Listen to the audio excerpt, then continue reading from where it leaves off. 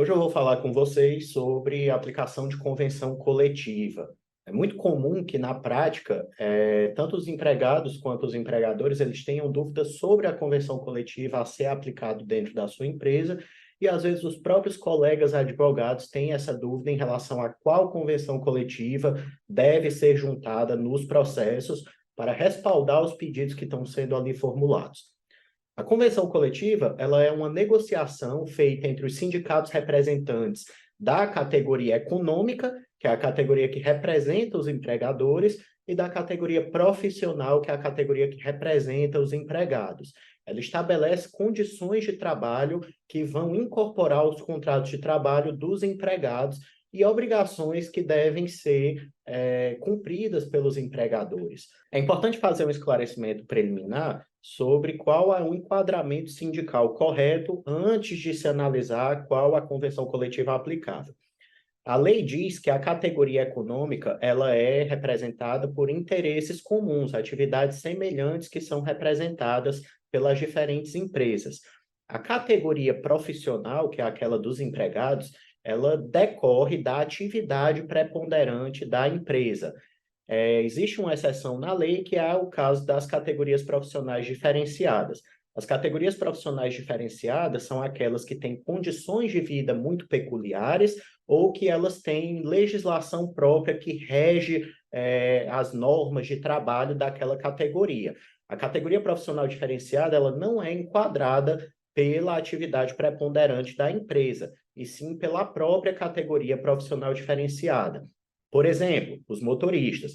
Os motoristas, antes de 2012, não tinham legislação própria, mas eles já contavam com condições peculiares de vida que autorizavam se considerar uma categoria profissional diferenciada.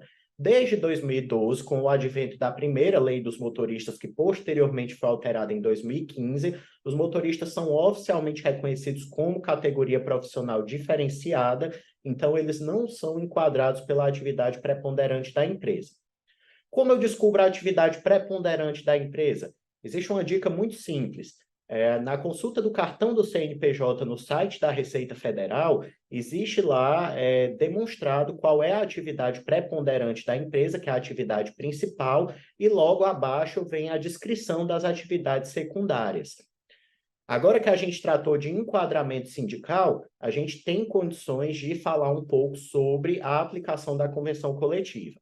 A lei estabelece que a convenção coletiva ela tem uma natureza negocial, está no artigo 611 da CLT. Se ela é um negócio jurídico, ela precisa ter uma participação de ambas as partes que estão participando daquela negociação.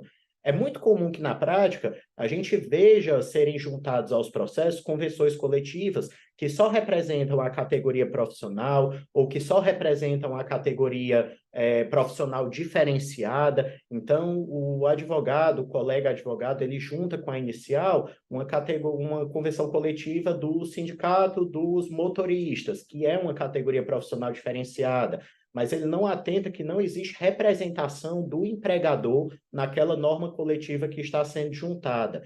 Nessa hipótese, a convenção coletiva ela não é aplicável, porque não existia uma participação de ambas as partes convenientes.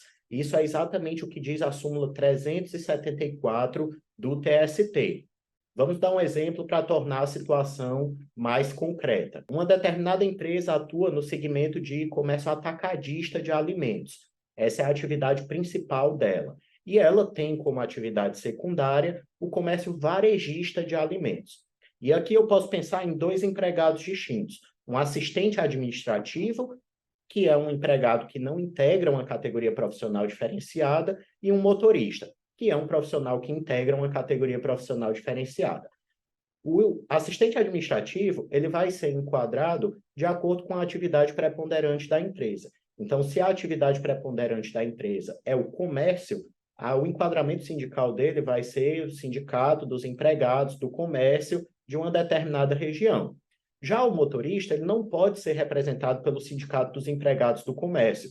E, nesse sentido, ele vai ser representado pelo sindicato dos motoristas, transportadores de carga de uma determinada região. Agora, vamos pensar um pouco na aplicação da convenção coletiva. O sindicato dos empregados do comércio ele possui uma convenção coletiva firmada com o sindicato das empresas do comércio varejista daquela mesma região. A gente estabeleceu anteriormente que o comércio varejista é uma atividade secundária dessa empresa imaginária que nós estamos tratando aqui, pois a atividade preponderante dela é o comércio atacadista. Essa convenção coletiva firmada entre o sindicato que representa esse assistente administrativo e o sindicato do comércio varejista de alimentos, ela não é aplicável a essa determinada empresa, porque não houve representação sindical dela. Essa empresa ela é representada pelo sindicato do comércio atacadista de alimentos, porque é um sindicato mais específico dentro da atividade econômica que é desenvolvida por ela. Agora vamos pensar também no caso do motorista. O motorista, ele junta aos autos uma convenção coletiva que é firmada entre o sindicato dos motoristas com o sindicato das empresas transportadoras de carga. Essa convenção coletiva também não é aplicável à empresa, por mais que haja representação do sindicato da categoria profissional, porque, como nós dissemos anteriormente, não existe, nesse caso, representação da categoria econômica. Para que a convenção coletiva ela seja aplicável, precisa existir uma representação tanto do sindicato, das empresas de comércio atacadista de alimentos, que é quem representa essa empresa que nós estamos mencionando, quanto do sindicato específico que represente a categoria profissional do empregado. Nessa situação, é irrelevante se a empresa recolhe contribuições sindicais para o sindicato do motorista, ou se a empresa fez constar no termo de rescisão que o sindicato do motorista era realmente quem representava aquele empregado. Essas situações, elas significam dizer que a empresa reconhece o enquadramento sindical do empregado, mas elas não servem para tornar aplicável para aquela empresa a convenção coletiva, porque como a gente estabeleceu antes, a convenção coletiva ela não tem uma natureza de legislação, ela não é uma imposição feita pelo sindicato para um grupo de empregadores.